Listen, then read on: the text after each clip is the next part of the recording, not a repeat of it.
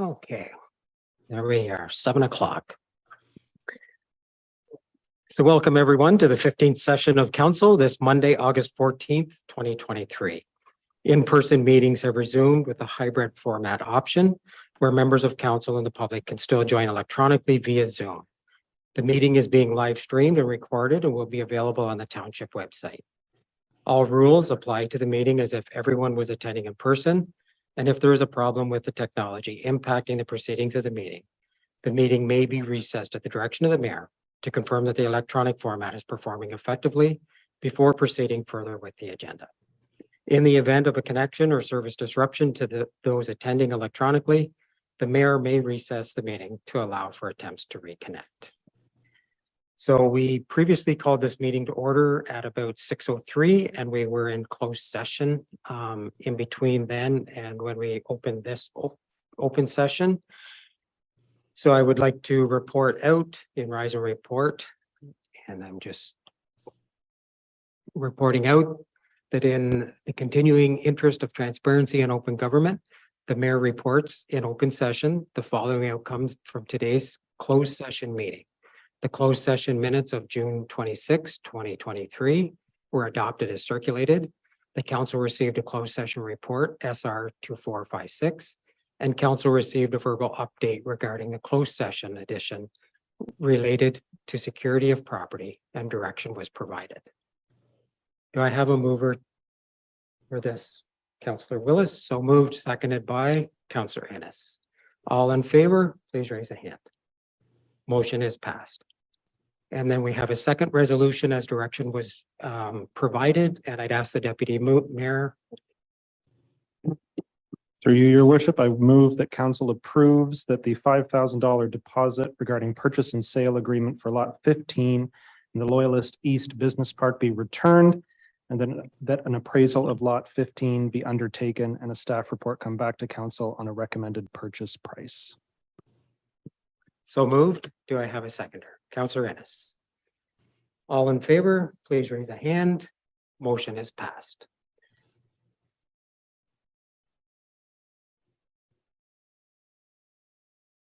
So at this time, we will have the national anthem. Anyone that's able, please rise.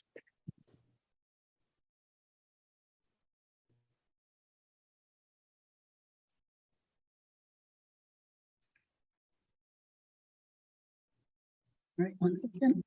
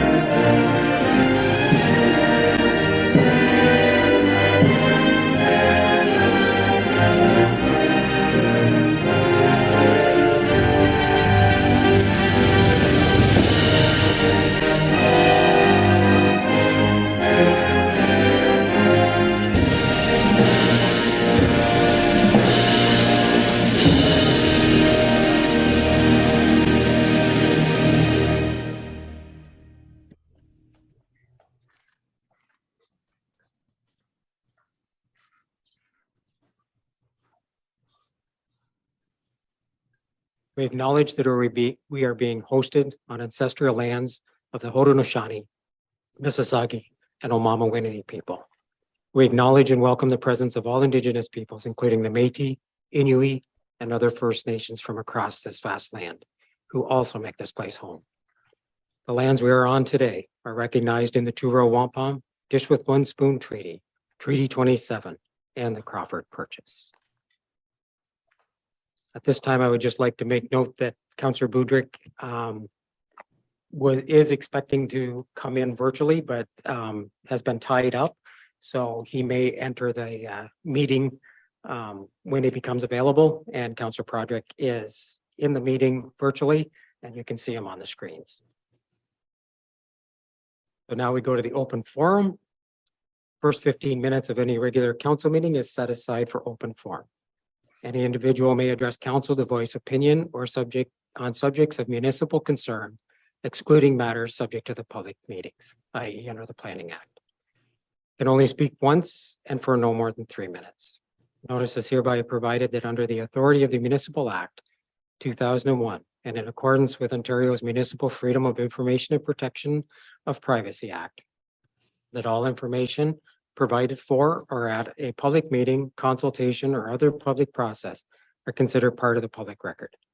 So anyone wishing to speak at the council meeting can register in advance, which I don't believe we had any register, or we'll accept during the meeting. And in virtual, once I address the audience, then the virtual audience, I will address them to see if anyone wants to come into the meeting using the raised hand feature. So in the audience, is there anyone that wishes to speak to council on open forum? Seeing none. In the virtual audience, if you wish to speak to council through the open forum, please use the raised hand feature. None. Thank you. Confirmation of the agenda. Recommendation is that the agenda of August 14th, 2023 be adopted as circulated. Moved by Deputy Mayor, seconded by Councillor Ennis. So there, clerk has a pointer.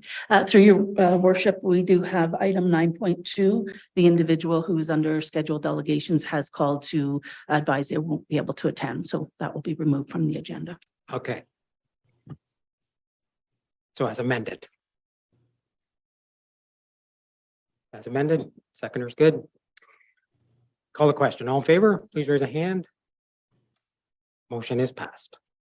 Declaration of pecuniary interest or the general nature thereof. Does any council member have a declaration for this evening's meeting? Seeing none. Delegations and presentations.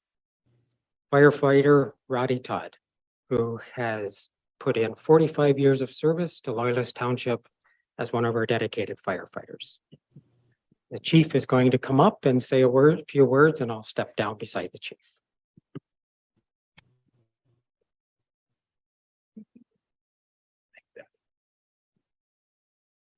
Good.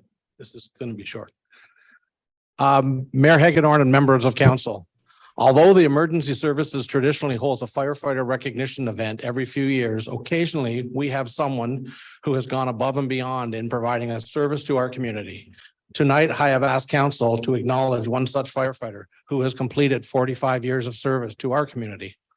Not sure if anyone remembers what they were doing on July 6, 1978. And I know that some in attendance and approximately 65% of our current firefighting personnel were not even with us yet. But that is the day that Roddy Todd joined the Ernestown Fire Department. We have only kept training and incident records electronically since January of 2001. But since that time, Roddy has responded to over 1,500 emergency incidents and over 1,900 hours of training. Between July of 1978 and December of 2000, which was 22 years, there are no electronic records, but based on station calls, I estimate that he attended at least another 1,000 calls. I have had the honor and privilege to serve with Roddy for the past 37 years, and we have gone through a lot, had some fun, maybe the odd disagreement, but I knew I could always count on Roddy when it was needed. Roddy, thank you for your service. Mr. Mayor, I present you Firefighter Roddy Todd.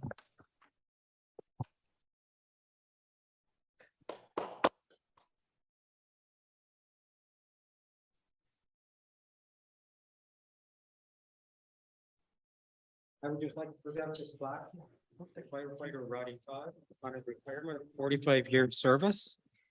Sorry, that wouldn't have gone out over the, I'm going to read it again because otherwise it won't be on the website. I'm going to present this plaque to firefighter Roddy Todd on his retirement of 45 years service to Loyalist Township Emergency Services. And thank you so much for all of your services. You've been a huge part of the community outside the fire department, but your dedication to the fire department is admirable. And also the mentoring to all of the younger firefighters is very recognized. We appreciate it very much. Thank you.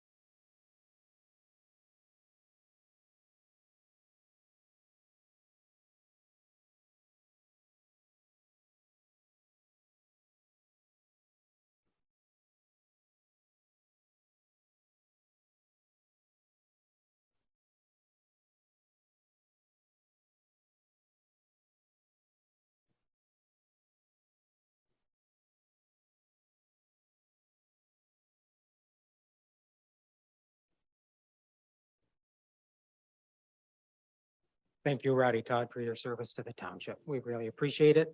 And for the virtual audience that can't see it, the room is full of current and former firefighters in uniform and out, and family members as well, to congratulate Mr. Todd in his retirement as well. So thank you very much for everyone showing up tonight to recognize Roddy. And I will also note that you're more than welcome to stay for the entire meeting.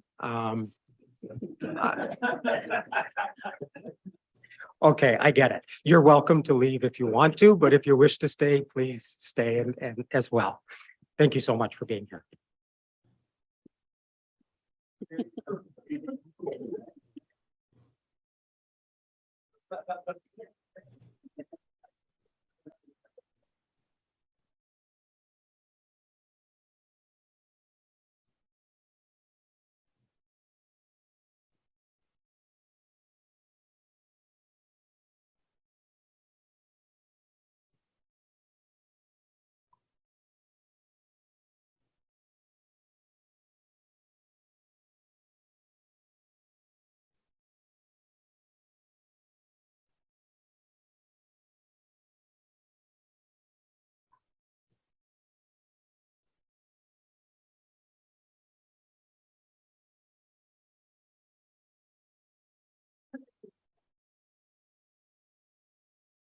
Okay. The room is quieted down a little bit, so we'll proceed with the rest of the agenda. So the next item up is KPMG with Loyalist Township 2022 financial statement presentation. And I believe Lori Hubbard is, and Rebecca Profits here as well to present to council. Please proceed. Okay, thank you very much, Your Worship. Good evening, Council. It's my pleasure to be here before you tonight to speak to the highlights of the 2022 financial statement audit. Here with me this evening is Rebecca Profit. Between the two of us, we will be going through a slide deck that hopefully we will share on our screen here momentarily. Here it comes, and walk you through the highlights of the audit for fiscal 2022. So with that, where we are today with respect to the audit is we are essentially here complete, subject to council's approval tonight of the financial statements.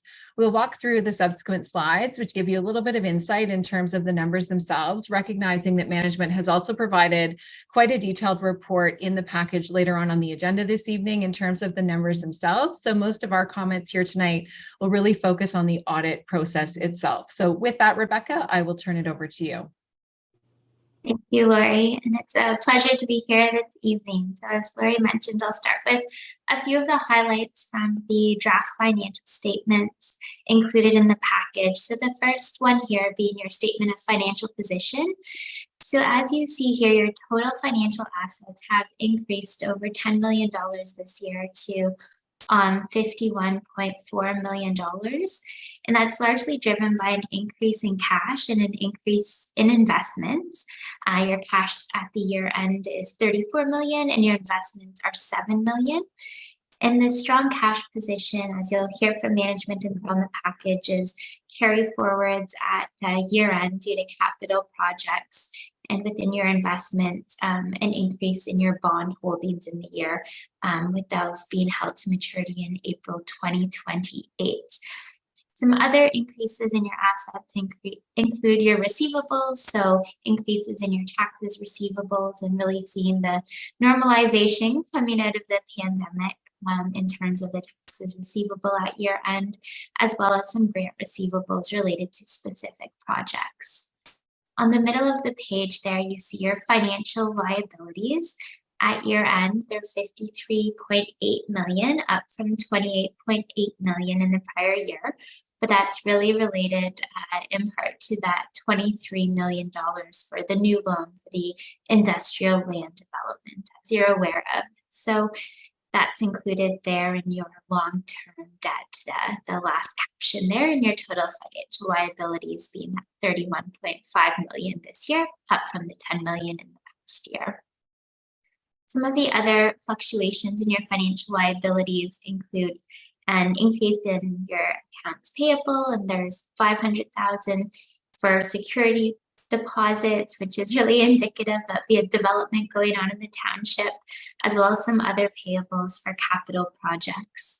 Your deferred revenues have also increased year over year. They're sitting at about $7.9 million compared to $4.8 million. And that's largely due to DC revenues, building permit rate stabilization, and your federal gas tax amounts unspent at year end. That will come with capital projects resuming. With respect to your non-financial assets, we do see that increase in your tangible capital assets up to $185 million. Some additions and contributed capital in the year, with those large amounts being your County Road 4 garage structure, your air sweeper fleet, and your Amherst Island flood damage repair. So overall, your accumulated surplus for the year resulting in $183 million.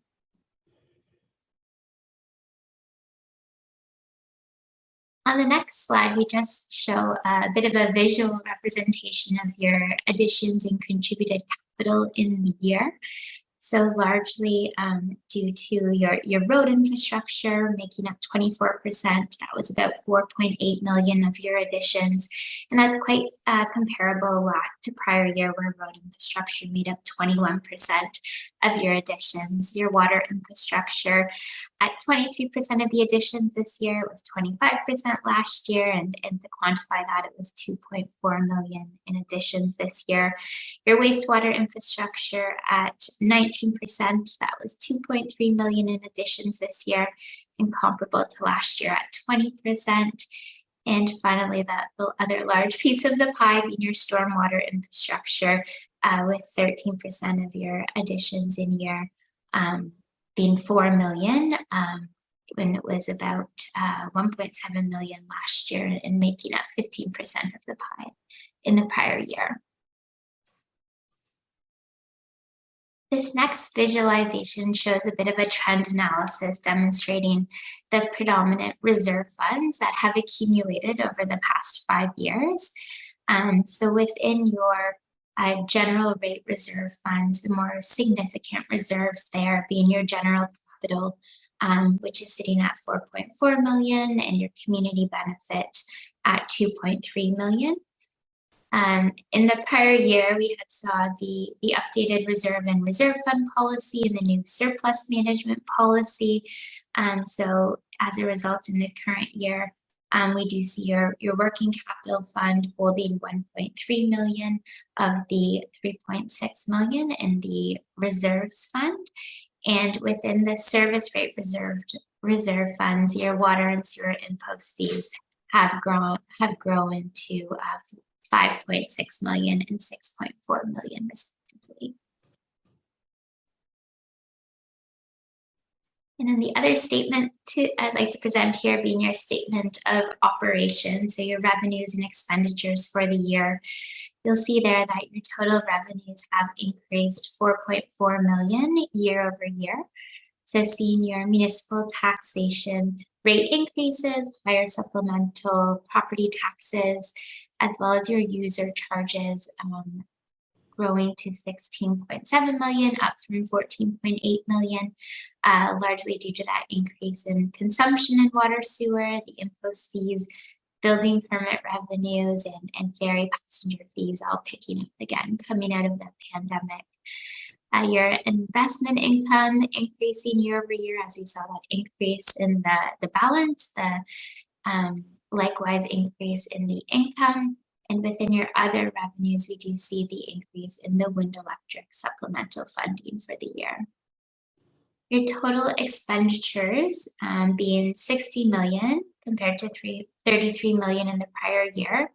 And again, that largely being within that planning and development caption there, reference to note 13, where the land development is included for that 22.6 million.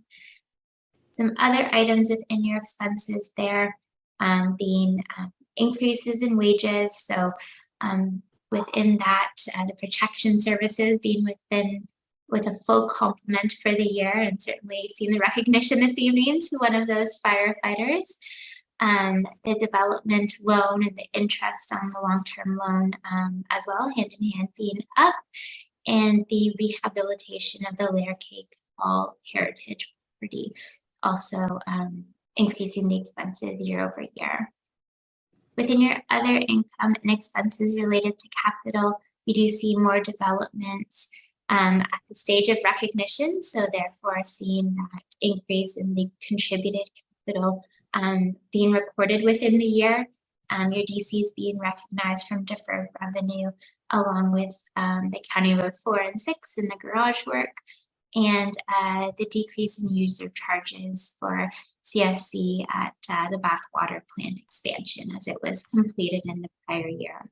So overall, a resultant deficit of 3.4 million, but when we normalize that for the loan, quite consistent year over year in terms of your revenues and expenditures. And then the last graph here is just a breakdown of the segments within your operating expenditures. So your salaries, wages, and benefits being 15.5 million, and materials being the largest complement there at 28.5 million, where the loan is recorded. And then a couple of audit topics just to conclude the presentation. Our materiality for the year was set at $1 million. So this is the quantum with which we feel would impact a user of the financial statements in making a decision.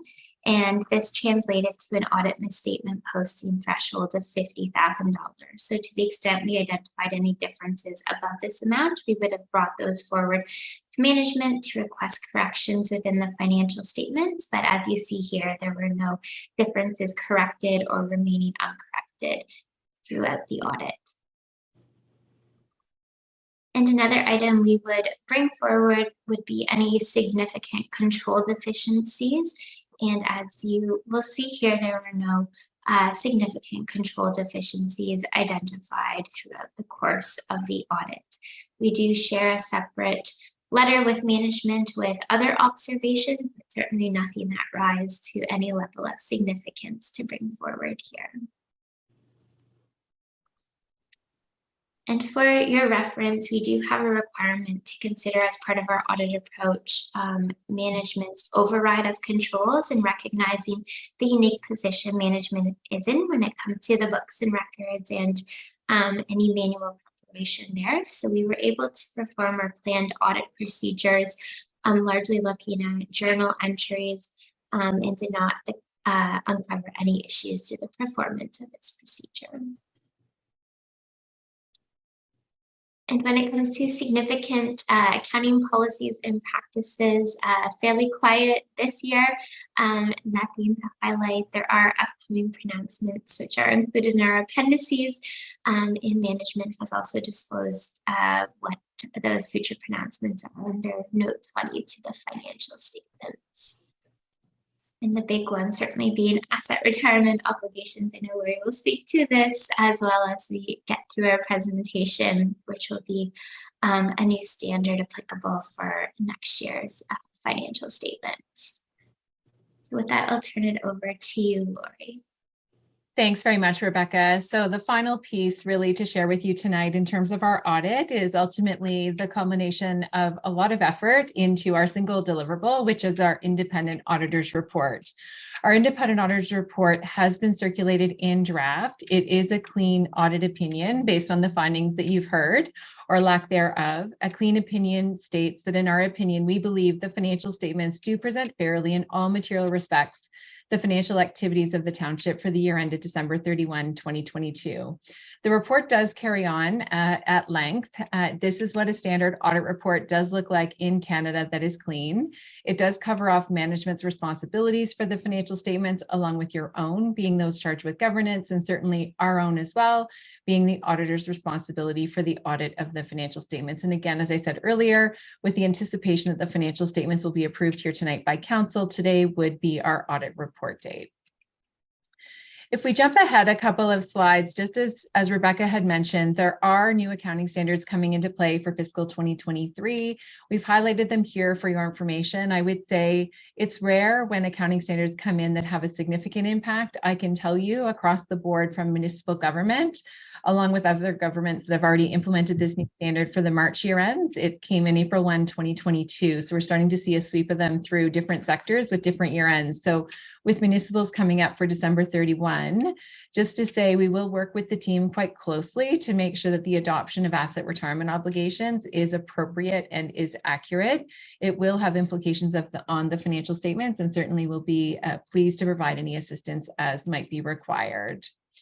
And that really forms the completion of our report, save for the final appendix that we've included. And I know this deck was pre-circulated. Recognizing this is a new council this year, if we go to the back, Appendix 5, Audit and Assurance Insights, each of these items here are actually live links to a wealth of information on the KPMG website to the extent any of you might be interested in learning a little bit more about audit and financial reporting and so on. Lots of great material in here, certainly things that are driving audit committee agendas and so on and so forth. So those are live links for a wealth of reading to the extent that time may permit. And I'll point you there in case there is any interest. So with that, before I hand it back to you, Your Worship, I just wanted to take the time as well to say a sincere thanks to the team. The township has been quite easy to work with again this year. Full cooperation of the team, certainly no significant findings to bring to your attention, and really was a pleasure to work with again for fiscal 2022. And that forms our report this evening. Thank you. Thank you. I'll just look to council. Are there any questions or comments for KPMG while they're here? If not, do I have a motion to receive the delegation from KPMG? Moved by the Deputy Mayor with thanks, seconded by Councillor Parks. Any comments from council? Just before I call the vote, I would like to just make a statement myself quickly. Thank you very much, KPMG, Lori and Rebecca, for bringing this to us this evening.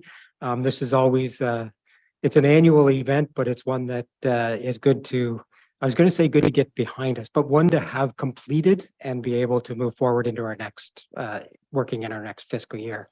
And it, I believe it speaks well to staff and to KPMG that for you to be able to say everything went smoothly working with staff and that any question was answered fully and cooperatively.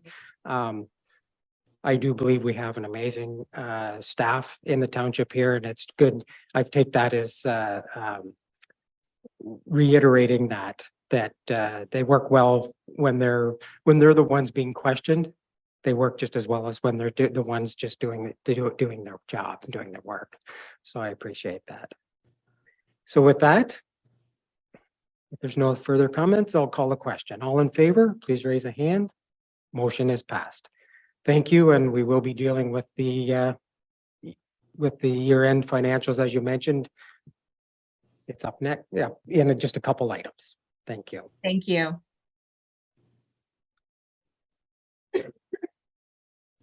The next item is adoption of the minutes. Confirmation of the minutes of the 14th session, regular council, July 10, 2023. The recommendation is that the minutes of the 14th session, regular council, July 10, 2023 be adopted as circulated. Any errors or omissions noted by council? Seeing none, do we have a motion to adopt as circulated? Councillor Willis, so moved, seconded by Councillor Patrick. Any comments? Seeing none, call the question. All in favor? Motion is passed. Corporate Services Department, 2022 year-end financial statements and net surplus.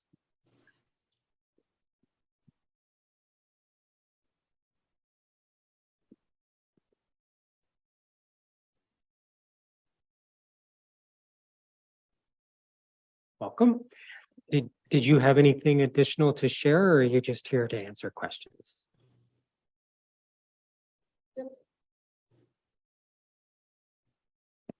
With lights on.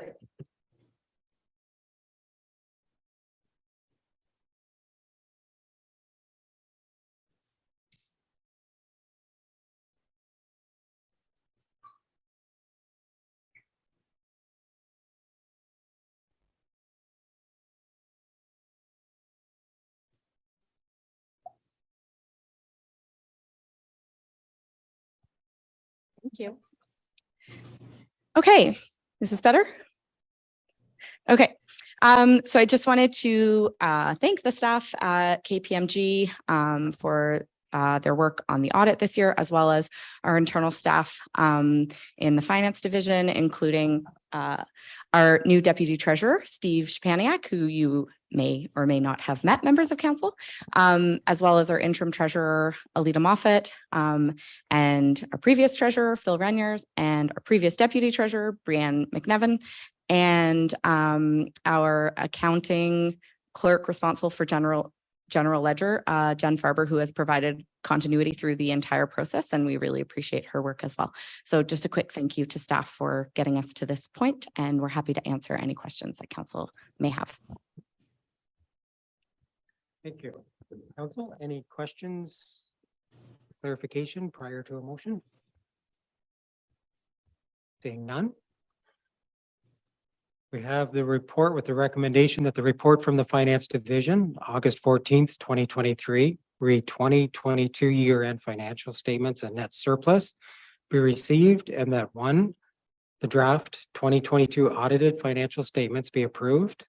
Number 2, the draft 2022 audited trust fund financial statements be approved. Number 3, the 2022 audited financial statements be filed by staff with the Ministry of Municipal Affairs and Housing. And number 4, in accordance with the operating surplus and deficit management policy, distribution of general rate net surplus and recovery of utilities rate deficient be as follows: $79,548 to the general rate stabilization reserve, $159,096 to the general rate reserve capital fund, $26,516 to the working capital reserve, $285,736 from the utilities rate stabilization reserve. Do we have a mover? Deputy Mayor, so moved, seconded by Councillor Ennis. Any comments from the mover? Through you, your worship, only to echo the director's comments and thanking members of our staff. There's been some turnover in the finance department of late, and to have kept everything clean and crisp and looking good is definitely a reflection on the hard work of our staff, and it's certainly appreciated. Seconder, any comments? Seeing none. Anyone else? I just want to reiterate again, thank you to staff for first off, doing a year of good work to begin with, and then working well with the auditors to make sure that the audit was performed efficiently. And thank you, Steve, for coming in and being the the point person throughout the process as well. Thank you very much. With that, I'll call the question. All in favor, please raise a hand. Motion has passed.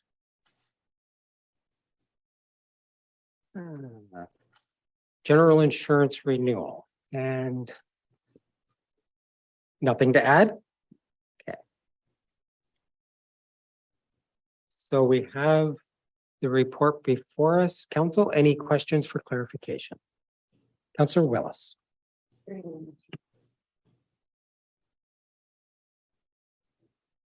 Through you, Mr. Mayor. In the report, it says that going to the market is not recommended at this time. Why is that? So that's a recommendation from a broker, and it's primarily due to the limited number of options that are out there for municipal insurance providers. Any other questions for clarification from council? Seeing none, we have the recommendation that the report from the Finance Division, August 14th, 2023, read 2023-2024 general insurance renewal be received, and that the general insurance policy be renewed with Intact Public Entities, Inc. at a cost of $937,520 plus PST. Do I have a mover? Councillor Parks, so moved, seconded by Councillor Willis. Comments from the mover? Seconder? Anyone else? Call the question. All in favor, please raise a hand. Motion is passed.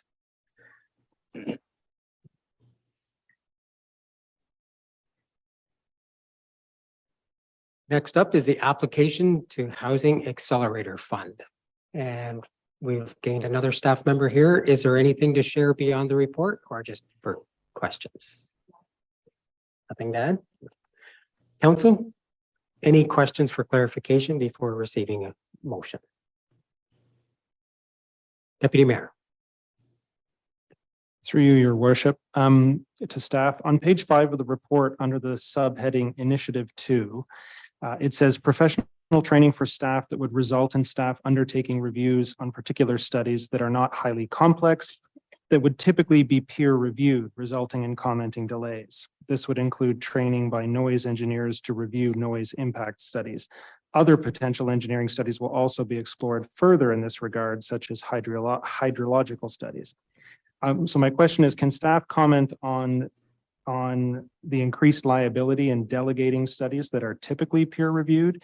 And is there any risk in undermining the overall importance of peer review in the approvals process?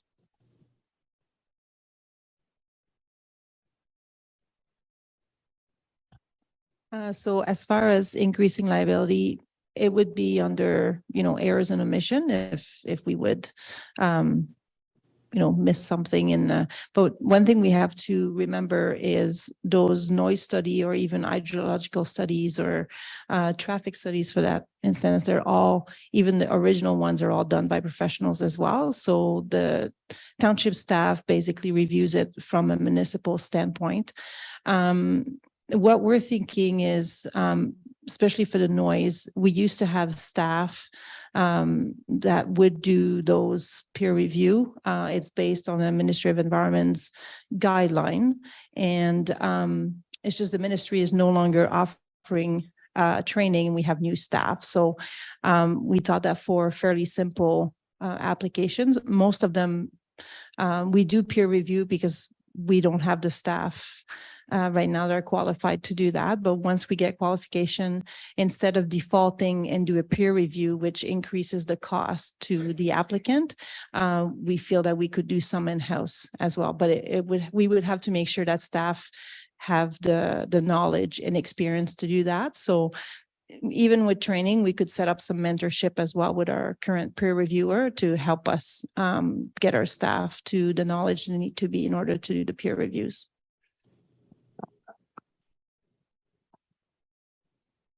Answer your question. Thank you. Any other questions for clarification before we move to a motion? I just have one clarification. In the report, I just want to summarize it here and make sure that I'm correct for the audience as well. The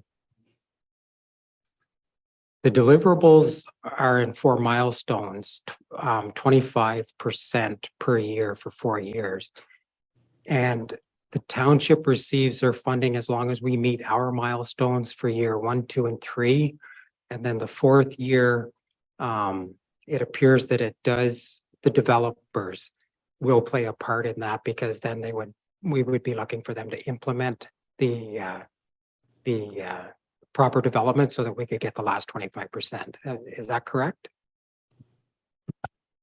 So the webinar that's posted on the CMHC website that discusses the funding, that is how they laid out how the funding would flow. So it would be 25% in the first year if you're successful, and then 2 milestones of 25% of the funding as long as you're meeting your action plan initiatives, and the last 25% would flow based on your success at achieving your housing unit targets. So yes. Okay, thank you. Any other questions for clarification from council? Seeing none, we have a recommendation that the report from the Corporate Services Department, August 14th, 2023, reapplication to the Housing Accelerator Fund be received, and that the targets and action plan be approved, and staff be authorized to make a submission to the Housing Accelerator Fund ahead of the August 18th, 2023 deadline. Do I have a mover? Deputy Mayor, so moved, seconded by Councillor Willis. Mover, any comments? Only to thank Director Campbell in particular for for citing this opportunity. I come to understand she prepared this report on her vacation, which is a prime example of the dedication of our staff and of the director in particular. And so I definitely appreciate it, as of course we continue to benefit constantly from access to funding opportunities, which are down to our staff to locate. Thank you. Seconder, any comments? Anyone else? I too would just like to thank staff. I know it's a team effort, and Director Campbell did take the bull by the horns a little bit on this one, but it was a team effort to make sure that everything came in, and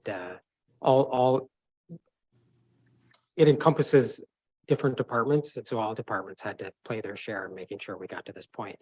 And if successful, this will be able to advance the township a fair bit in the development planning for our municipality going forward. Well done. So with that, I'll call the question. All in favor, please raise a hand. Motion is passed. Thank you.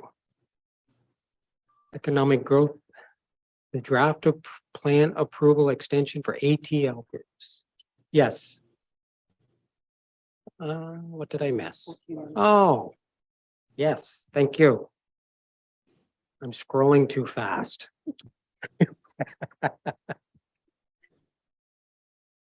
Good thing there's more than one of us up here, so we catch everything. Welcome, Director. So the splash pad feasibility follow-up. Did you have anything to add, Director? Nothing? Council, any questions for clarification on the report? Seeing none, we have a recommendation that the report from the Community and Customer Services Department, Recreation and Facility Division, August 14th, 2023, Splash pad feasibility be received for information only. Do I have a mover? Councillor Project, so moved, seconded by Councillor Parks. Mover, any comments? I would only say, I'm really excited to see this report, and I hope that it's an indication that we're moving in the direction to have this done before maybe a couple of snowfalls, but thank everybody. And I really want to thank the people who came out, and you see over 1,000 responses on the internet. So there is an interest out there, and I look forward to where we're going with this. Thank you. Seconder, any comments? Anyone else? Councillor Project, I think, summed it up quite well. We had a great turnout on this from the public. We thank them for that. That certainly allows us to know what direction we need to be looking in, and thanks to staff for the extensive public engagement. So through this. So with that, I will call the question. All in favor, please raise a hand. Motion is passed. Okay, backed up. Now I'm moving ahead. Now it's the draft plan approval extension for the ATEL group, Loyalist Shores Phase 2 subdivision. Welcome. Is there anything to add to the report, or just here for questions? Thank you. Council, any questions for staff for clarification? Seeing none, we have the report with the recommendation that the report from the Development Services Division, August 14th, 2023, redraft plan approval extension, ATEL Group, Loyalist Shores Phase 2 subdivision be received, and that the following be adopted. That the request by Forefront Engineering Inc. on behalf of ATEL Group requesting an extension of draft plan approval for Loyalist Shores Phase 2 subdivision be received. The pursuant to section 51.33 of the Planning Act RSO 1990 be amended as amended. Draft plan approval for Loyalist Shores Phase 2 subdivision, file number D12230, is hereby extended to August 14th, 2026. The pursuant to section 51.44 of the Planning Act RSO 1990 is amended. Condition B of the draft plan approval to Loyalist Shores Phase 2 subdivision be amended to read as follows. The draft plan approval, unless extended, shall lapse on August 14th, 2023, pursuant to section 5147. Council for the Corporation of Loyalist Township deems the change to the conditions to be minor for the Loyalist Shores Phase 2 draft plan approval of subdivision. Do I have a mover? Deputy Mayor, seconded by Councillor Broderick. Mover, any comments? Seconder, any comments? None. Anyone else? Seeing none, call the question. All in favor? Motion is passed. Lakeside Ponds, Phase 2, Stage 3, Block 101, Plan 29M-69, Part Lot Control Request. Any additional information? None. Council, any questions for clarification? Seeing none, we have the recommendation that the report from the Development Services Division, August 14th, 2023, Lakeside Ponds Phase 2, Stage 3, Block 101, Part Lot Control Request be received, in the bylaw 2023-055, being a bylaw to lift part lot control requirements for Block 101 on Registered Plan 29M69 for the Lakeside Ponds Phase 2, Stage 3, Plan of Subdivision be enacted and passed. Do I have a mover? Councillor Innes, so moved, seconded by Councillor Willis. Any comments from the mover? Seconder? Anyone else? Call the question. All in favor? Motion is passed. Heritage permit applications. 6345 Second Concession Road, Stella, and dry stone wall restoration, and 341 Main Street, Bath, Fairfield Good Site House. Staff, anything to add to this? Nothing to add. Council, any questions for clarification? Seeing none, we have the report from the development, the recommendation that the report from the Development Services Division, August 14th, 2023, heritage permit applications. 6345 Second Concession Road, dry stone wall restoration, and 341 Main Street, Bath, Fairfield Good Site House restoration be received, and the council approve the submitted heritage permit application to allow the work to commence on the restoration of a portion of the dry stone wall located at 6345 Second Concession Road, Stella, and council approve the submitted heritage permit application to allow work to commence on the Fairfield Good Site House at 341 Main Street in Bath, with the condition that approval is obtained from the Ontario Heritage Trust and that any conditions specified in the Ontario Heritage Trust's approval are met. Do I have a mover? Deputy Mayor, so moved, seconded by Councillor Willis. Mover, any comments? Seconder? Anyone else? Call a question. All in favor? Motion is passed.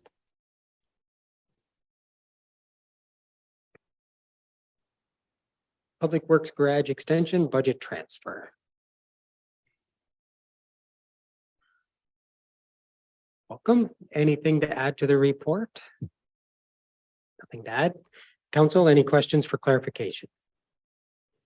Councillor Willis. Through you, Mr. Mayor. The report mentions that an option other than transferring $200,000 from the reserve is to value engineer the project so that it comes back in on budget. What would be lost from the project if you had to do that?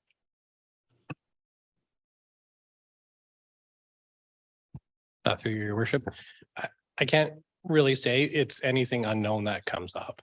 And depending on what comes up, we may have to remove something that we know. For example, there's an overhead crane that has to move from one end to the other, which would be a big ticket item. If we don't have funds to fund something else, we may have to look for savings elsewhere, and maybe moving that crane would be something.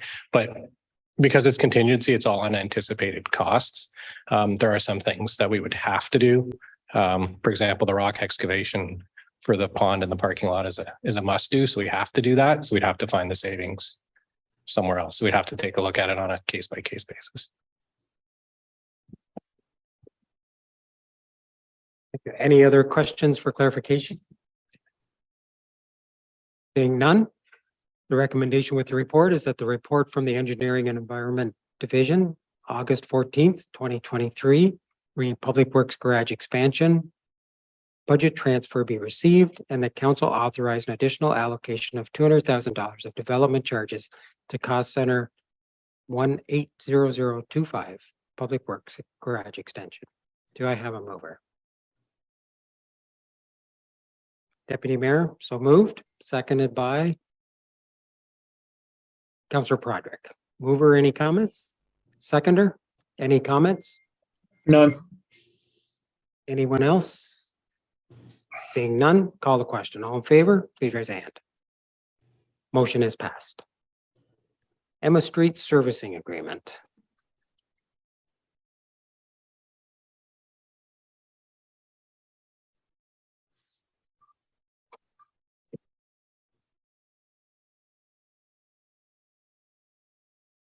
Anything to add to the report this evening? Nothing? Council, any questions for clarification? Councillor Willis. I may have missed it, but it doesn't say here what the cost is going to be to those individual property owners. Is there a ballpark?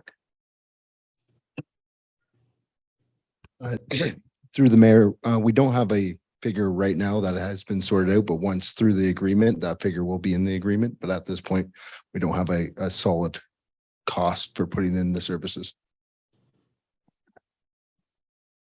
Any other questions for clarification? Seeing none, the recommendation with the report is that the report from the Development Services Division, August 14th, 2023, re Emma Street Servicing Agreement be received, and that council authorize the mayor and CAO to enter into a service agreement with the owners of the lands described as Block 31 on Plan 29M57, Block 34 on Plan 29M57, and lots 215 and 216 on Plan 91, except Part 329R7060 to allow for additional water and sanitary service connection to the lots. Do I have a mover? Councillor Broderick, so moved, seconded by Councillor Ennis. Mover, any comments? None. Seconder? Any other council comments? Seeing none, call the question. All in favor, please raise a hand. Motion is passed.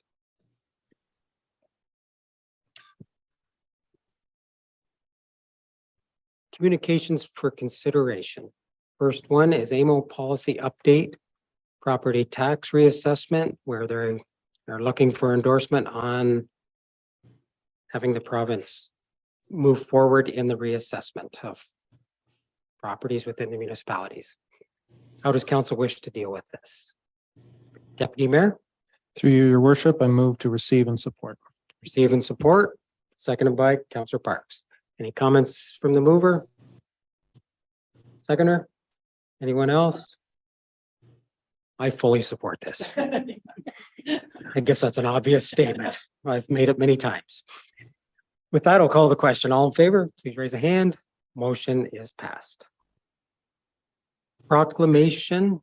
I'm going to go down and read it here.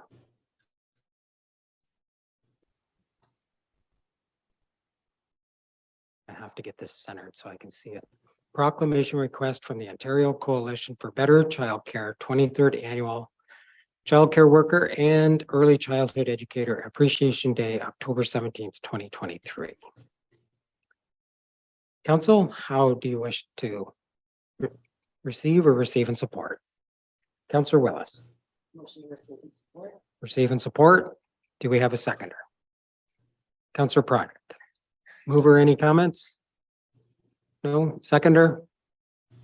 Just a brief comment. Having been in the education sector for almost 3 decades, I think we need to support childcare workers. They're the foundation of our youngest learning, which is a lifelong journey, and they're very underappreciated, both maybe in the public sphere, but I think financially too, that they're very underappreciated, and I think this is a worthy cause. Thank you.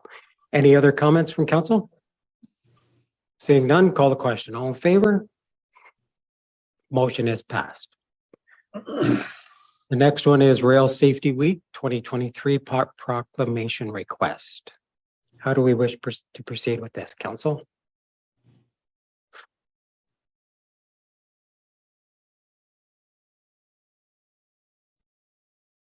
Can be receive or receive and support. Councillor Broderick. I would just make a motion that we receive. Move to receive. Do we have a seconder? Deputy Mayor. Any comments from the mover? No. Seconder? Okay. Other members? Seeing none, call the question. All in favor? Motion is passed. Notice of motion or direct motion? The request to introduce a direct motion requires a consent of 2/3 of the majority of council. Does anyone have a direct motion to make this evening? Seeing none. At the last meeting, the Deputy Mayor Townsend provided notice of motion. I would just ask him to proceed with making that motion if he wishes this evening. Yes, through you, your worship, I simply move to request that staff return to council with a report on potential updates to the property standards bylaw. So moved. Do we have a seconder? Yes. Clerk. Sorry, your worship, it would be the safe yards bylaw that you would want to make it, and rather than property standards. If you could amend that, please. So the motion would be that staff review the property standards bylaw as it pertains to the wildlife lawns? No, it'd be the safe yards bylaw. Safe as a- yards yeah, bylaw. Okay. Thank you. So that's the motion, say yards bylaw.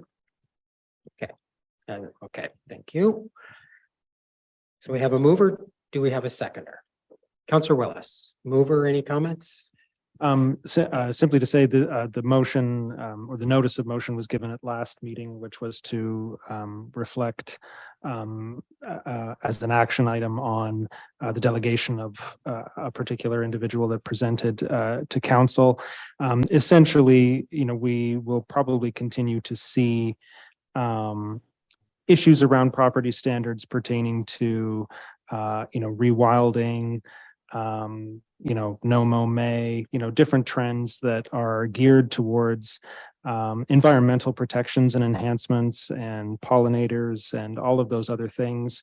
And so it's probably worth considering that those things are in line with, goals in our strategic plan, particularly as they pertain to biodiversity and ecological enhancements as part of our climate action plan, that we review these standards and these bylaws to ensure that that no one's not unnecessarily caught out.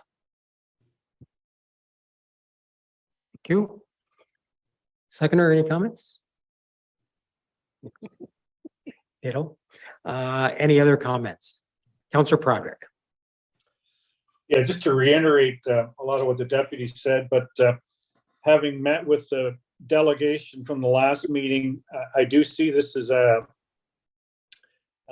necessity in sense of our climate action plan, and there are different interpretations, I guess, of what makes a safe property, or however you want to word it.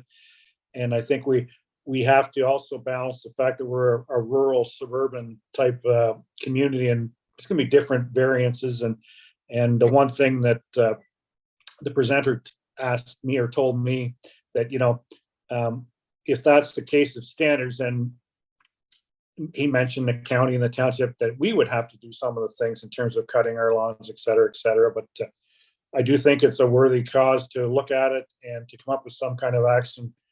And I would just mention the city of Toronto has a policy, and it's quite extensive to the point of giving the direction as to what you can plant and so on. Wouldn't want to go that far, but that might be something that staff could look at just for their own information. Thank you. Thank you. Any other comments from council? Seeing none, I'll call the question. All in favor? Motion is passed. And that brings us to the consent agenda. For the purposes of convenience and for expediting meetings, matters of business that are of repetitive or routine nature are included in the consent agenda, and all such matters of business contained in the consent agenda are voted on collectively. A particular matter of business may be singled out from the consent agenda for debate or for a separate vote upon the request of any councillor. In the case of a separate vote, the excluded matter of business is severed from the consent agenda. Each and every matter of business contained in the consent agenda is recorded separately in the minutes of the meeting. Any items council wishes to extract? Councillor Willis. Item 21.3, just for a question, please. Okay, 21.3 will be extracted. And Deputy Mayor? 22.1. 22.1. Any other items to be extracted this evening? Seeing none. Deputy Mayor? Through you, your worship, I move to receive the consent agenda. Receive. So moved, seconded by Councillor Ennis. Any comments on any of the items in the consent agenda? Deputy Mayor. Just point of order of clarification. I motioned to receive. I should have motioned to adopt the consent agenda. Adopted yet. Okay. Any comments on the items in the consent agenda? Anyone else? I will just make a quick comment because I'm on the accessibility, the county accessibility. The township has been very active in bringing items to the accessibility committee at the county level for review and input to make sure that we are meeting all the standards and that in some cases we're excelling. And for the most part, we have been excelling and meeting them all. And it's been a very educational process for me. But it's also very good to see the positive comments that come back from the committee related to the accessibility plans for our township, and the input has been very good. So I just wanted to mention that it is noted in the report. So I just wanted to bring that forward just because I see it from both sides of the fence. I wanted to bring that forward this evening. With that, any other comments then? Seeing none, call the question. All in favor? Motion is passed. So items extracted 21.3. Back up here. Building activity for July 2023. Councillor Willis. Through you, Mr. Mayor, question for staff. So there's actual policy and there's mythology. And I understood at one point in time that there would only be a certain number of building permits allowed in any given year on the island because of the traffic on the ferry. And I'm just wondering, is that true? Because I see that there were 5 building permits this year. And we've also got dock work and shoreline restoration and road work happening. And it has been very busy this summer on the ferry. So is that something that's ever considered when these permits come in, the timing of all the works that are going to happen? Sorry, I'm going to be asking our manager of development to answer that question. Yes, through your worship. There's nothing to prevent, like no policy or anything to prevent building permits right now for the island. What we do have is official plan policies that we basically monitor the amount of permits that are being done to see if there's going to be any implications in terms of like ferry capacity.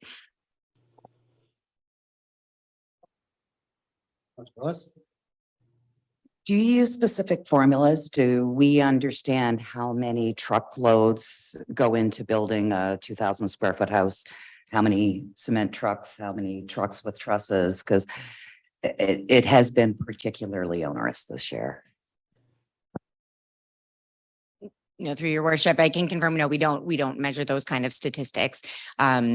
Essentially, we just keep track of the amount of like building on there for permanent residents to understand that it's spoken to in that way in terms of residents, not in terms of that sort of construction process.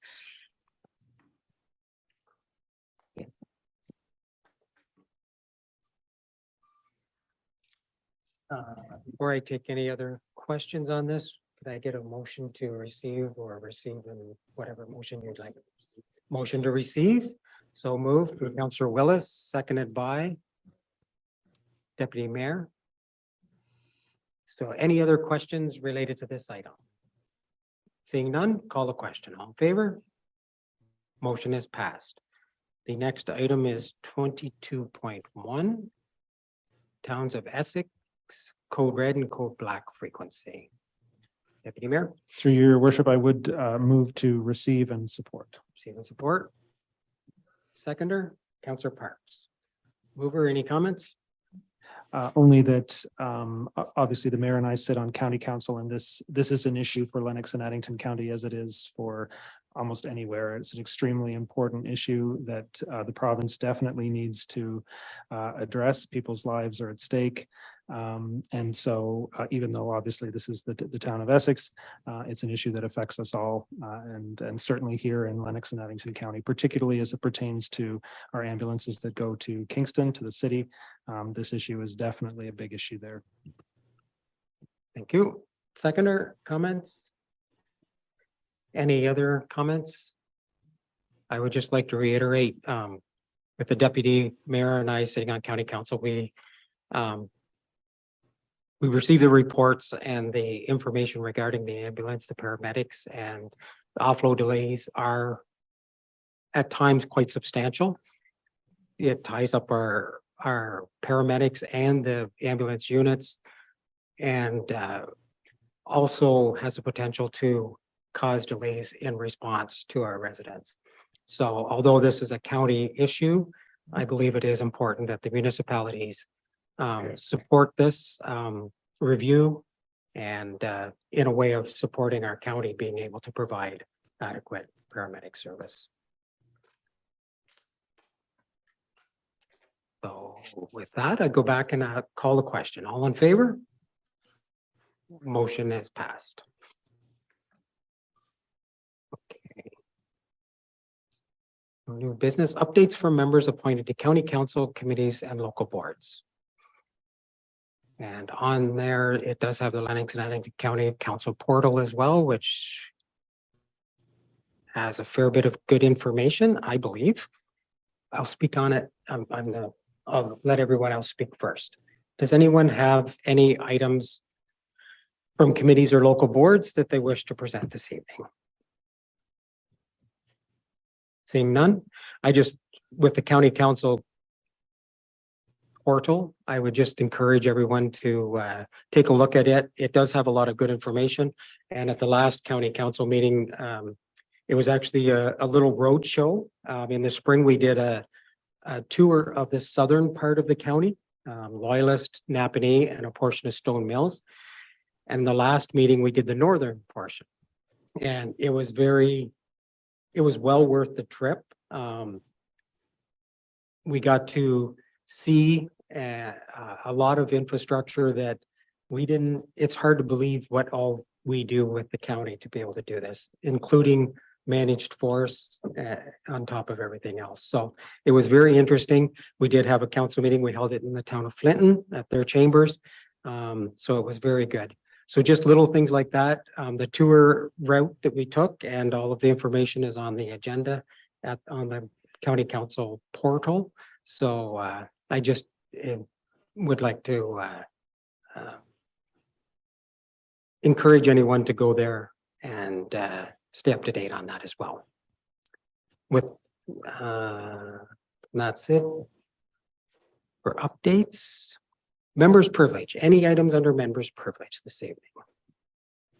Councillor Willis. Through you, Mr. Mayor, two items. First, as the township has already recognized on their website, to offer condolences to the family of Ron Miller, who was a longtime resident and employee of the township and retired as supervisor of roads on the island.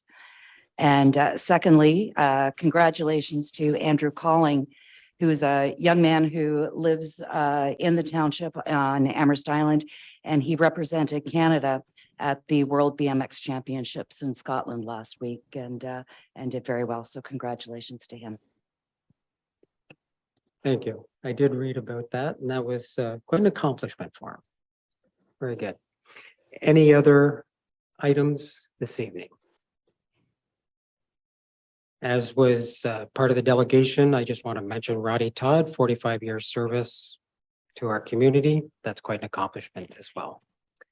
So with that, confirmatory bylaw. Do I have a motion for the confirmatory bylaw? Deputy Mayor, seconded by Councillor Ennis. Call the question. All in favor? Motion is passed. Upcoming meetings are listed there, and we would move to a motion to adjourn. Do I have a mover? Councillor Willis, seconded by Councillor Parks. All in favor, please raise a hand. Motion is passed. We are adjourned at 8:13. Thank you.